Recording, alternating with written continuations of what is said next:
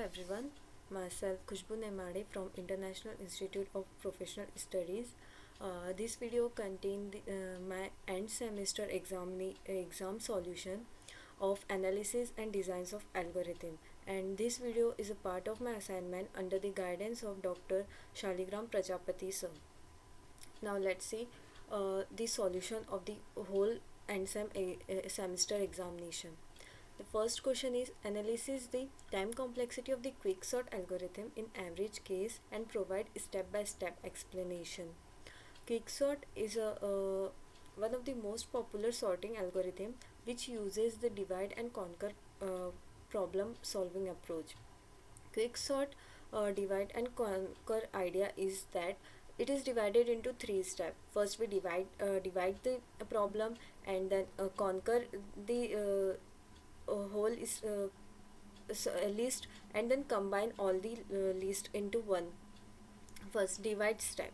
Divide the problem into smaller subproblems by partitioning into two smaller sub-arrays around some pivot element. To do this, we use a partition method inside the quicksort function, which returns the index of the pivot after the partition. Then the subproblem 1, we sort that from 1 to p index, and subproblem 2, then we sort x from p index plus 1 to r. Second step, in conquer step, we sort both halves recursively, and at the last we combine. In combine step, after the conquer step, our whole array will get sorted, so there is no need to perform the combine step. Average case time complexity analysis of the quicksort. When we select pivot randomly during the partition process, partitioning is highly unlikely to happen in the same way at every level.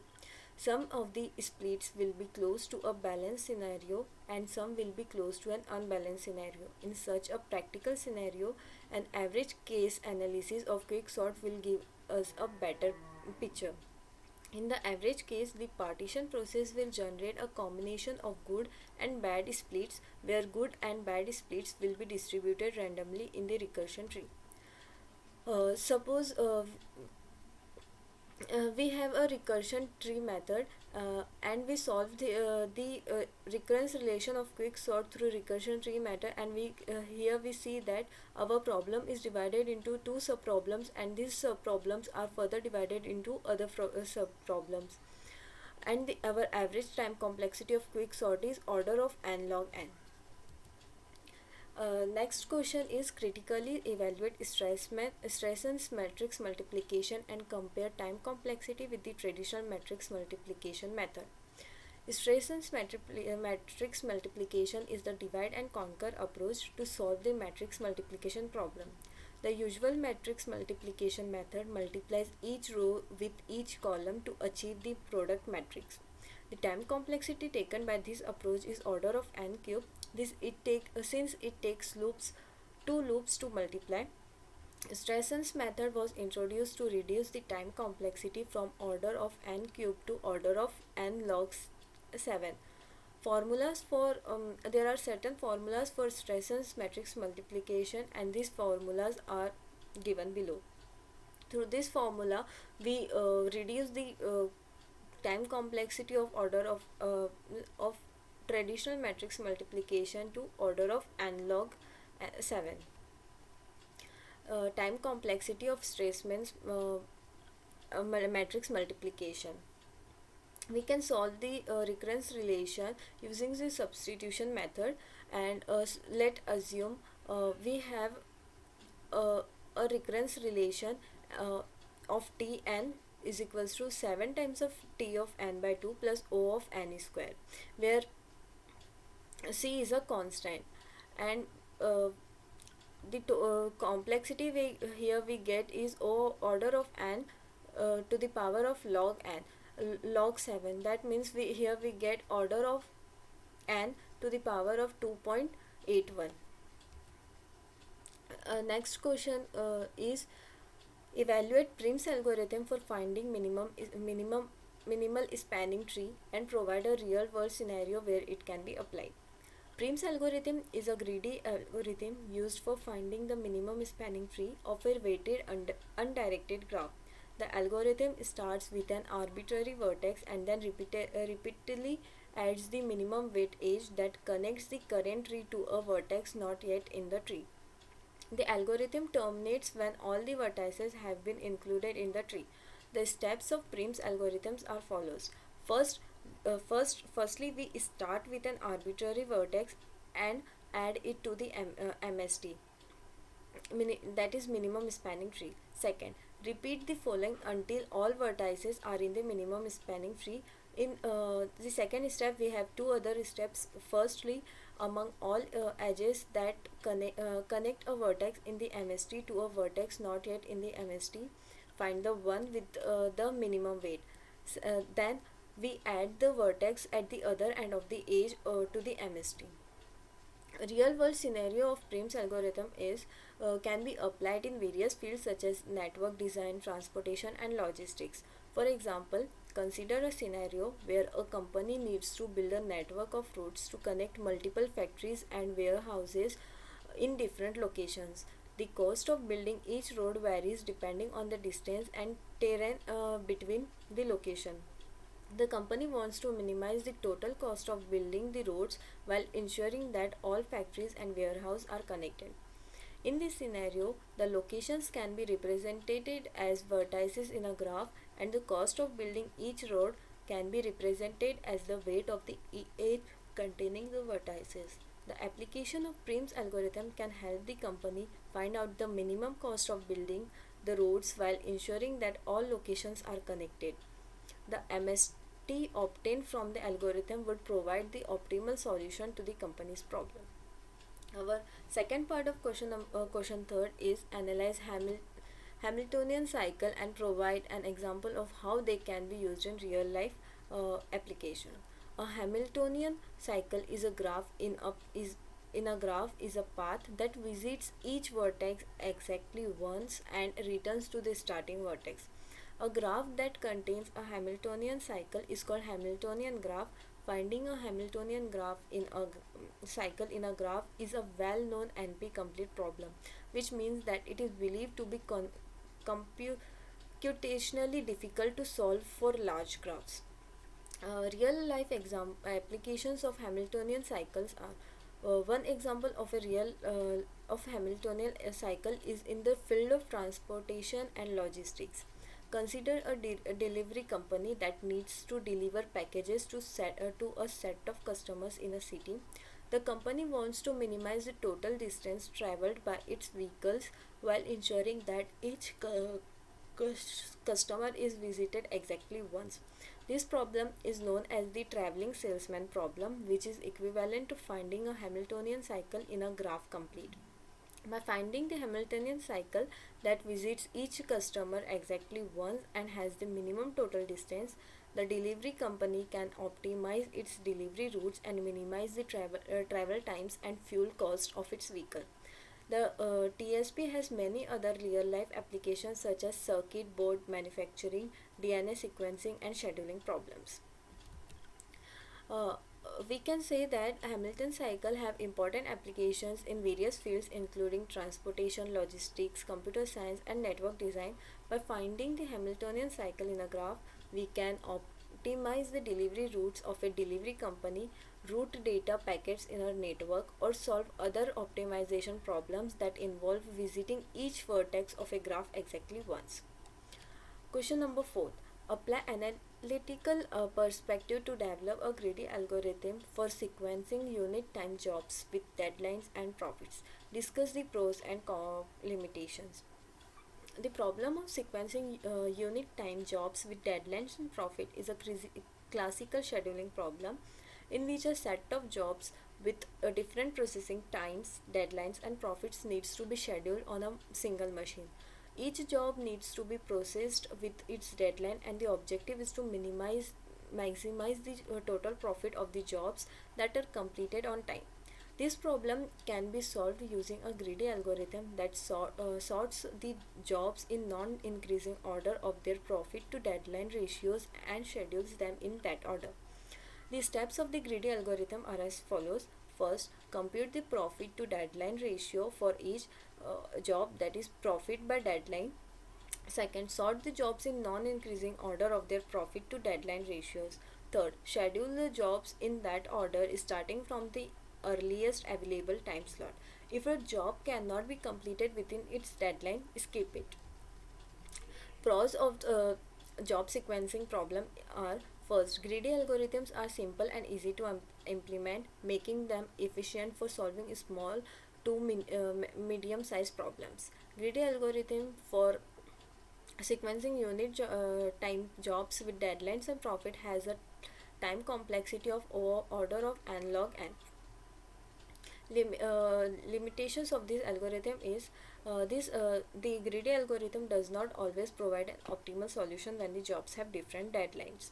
Second, the algorithm does not consider the processing times of the jobs, which can lead to inefficient use of the machine.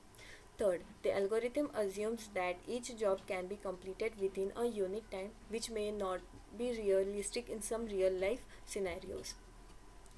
Now, fifth question is: derive the time complexity of iterative and recursive versions of Fibonacci function to compare their efficiency in each case. Fibonacci series is a sequence is a series of numbers in which each number is the sum of two preceding ones starting from 0 and 1. The recursive and iterative version of Fibonacci are the two common approaches for generating the nth Fibonacci number. Firstly, we see the recursive version. Recursive version of Fibonacci function generates the nth Fibonacci number by recursively calling itself with the previous two numbers in the sequence. Then time complexity of uh, the uh, Fibonacci function is that t of n is equals to t of n minus 1 plus t of n minus 2 plus order of n 1, where tn is the time complexity of the function for an input size of n. So here we can see that the time complexity of recursive function Fibonacci function is order of 2 to the power n. That is, the our time complexity is in exponential form. Now we see iterative version. Iterative version of the Fibonacci function generates the nth Fibonacci number by iterating over the sequence and sorting the previous two numbers. Time complexity of this algorithm is linear and can be expressed as t of n is equals to order of n. Here, iterative version of the Fibonacci function is more efficient than the recursive version for large values of n because it has a lower time complexity. Question number 5. Explain chain matrix multiplication with suitable example. Chain matrix multiplication is a problem in which a sequence of matrices needs to be multiplied to obtain a final matrix product. In this problem, the order of multiplication can affect the number of scalar multiplications required to obtain the final product. The objective is to find the optimal order of multiplication that minimizes the total number of scalar multiplication required. Let's consider an example. Suppose we have three matrices A, B and C with dimensions A of 10 cross 30, B of 30 cross 5 and C of 5 cross 30. To obtain the final matrix product ABC, we can use two different orders of multiplication. Order 1, we multiply A to B and then AB multiplied to C. In this order, we firstly multiply A and B to obtain a 10 cross 5 matrix and then multiply the results with C to obtain the final 10 cross 60 matrix. Total scalar multiplication for this order is 4500. The second option is first we multiply the B cross C and then divide A to BC. In this order, we first multiply B and C to obtain a 30 cross 60 matrix and then multiply the result with A to obtain the final 10 cross 60 matrix. Here the number of scalar multiplication is 27,000. Therefore, optimal order of multiplication is AB cross C, which requires fewer scalar multiplication. Through this equation, we can compute the minimum number of scalar multiplication for each subproblems using dynamic problem.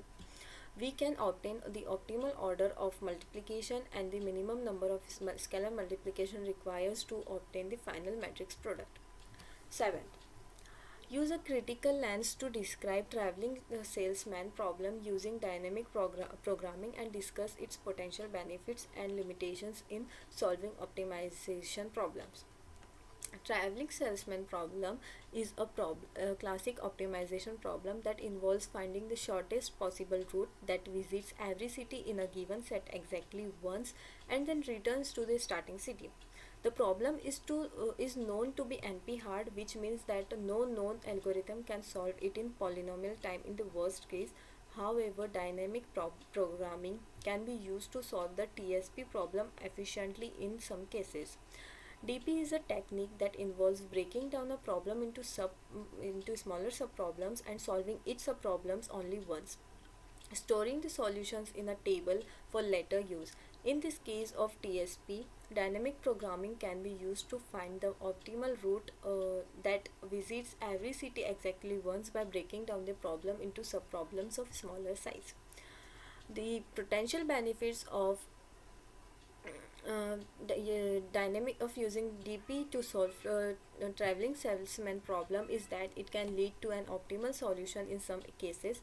However, the limitation of this approach is that it is only efficient for smaller problem instances as the number of cities increases. The size of the state space and the computational complexity of the problem grows exponentially, making it difficult to find an optimal solution in a reasonable amount of time. The use of dynamic programming to solve the TSP problem may be limited by the assumptions made about the problem, such as the assumption that the distance between any two cities is known in advance. In real world scenarios, the distance between cities may be subject to change, and additional constraints such as time, windows, or capacity constraints may need to be considered. Question 8. Analyze and compare the class P, NP, NP-hard and NP-complete problems. Discuss their significance in computer science and their potential real-world applications. The answer of this question is, in computer science, the complexity of computational problems is classified into several problems based on the difficulty and the resources required to solve them. The most common classes are P, NP, NP-hard and NP-complete. First, P, that is polynomial time. The problems in this class can be solved in polynomial time, which means that the time required to solve them is proportional to a polynomial function of the input size. These problems are considered efficient and can be solved in a reasonable amount of time for large inputs. Example of P problems include sorting and searching algorithm. Second, NP, that is non-deterministic polynomial time. The problems in this class can be verified in polynomial time, but there is no known algorithm that can solve them in polynomial time. These problems are considered to be difficult and may require exponential time to solve. Examples of NP problems include traveling salesman problem and the knapsack problem. Third, NP-hard, non-deterministic polynomial hard. These are problems that are at least as difficult as the hardest problems in NP. This means that if an NP-hard problem can be solved in polynomial time, then all the problems in NP can be solved in polynomial time as well. Examples of these NP-hard problems include Boolean satisfiability problem and the graph coloring problem. Fourth, NP-complete. These are problems that are both in NP and NP-hard. This means that they are difficult to solve and may require exponential time, but they can be verified in polynomial time. Examples of NP problems include traveling salesman problem and knapsack problem. The significance of these classes lies in their practical implementations for solving computational problems. P problems can be solved efficiently, and many real-world applications depend on efficient algorithms to process large amount of data. NP problems are generally considered to be difficult, but they often arise in real world applications such as scheduling, logistic and optimization. NP-hard problems are the most difficult, and finding efficient solutions to them can have significant practical implementations in fields such as cryptography, database optimization and routing. Thank you.